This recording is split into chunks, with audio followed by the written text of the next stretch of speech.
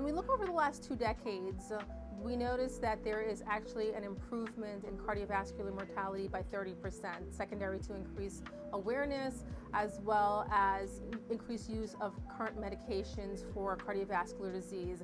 But unfortunately, this is not true for African Americans. There is an increased risk of cardiovascular mortality, 33% more than whites. That is actually because there is an increased risk prevalence for certain cardiovascular risk factors, inclusive of hypertension, obesity, and diabetes in the African American population.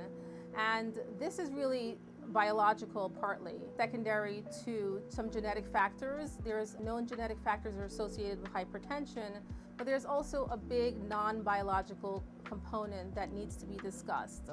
There is implicit bias that exists, decreased access to care, improper treatments at certain times, but there's also psychosocial and psychological factors that are present in the African American community that must also be considered when treating cardiovascular disease, because all of this combined together, biological and non-biological factors, will increase cardiovascular mortality and disease prevalence in this population. Well, there's certain things in the African American community that is really important. And when I say African American or Black, I really mean, the spectrum, the diaspora. When we're talking about African American communities, they're Southern, they're Caribbean, there's African. So across the diaspora, something that's really important is really addressing your diet.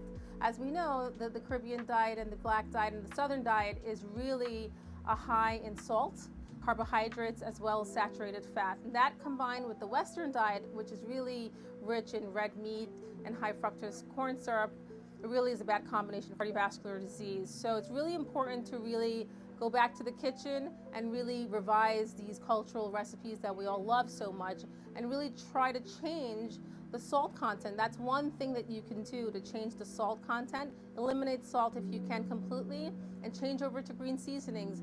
Increase your garlic use and your onion use, and that in itself will reduce the one cardiovascular risk factor, which is hypertension in the African American community.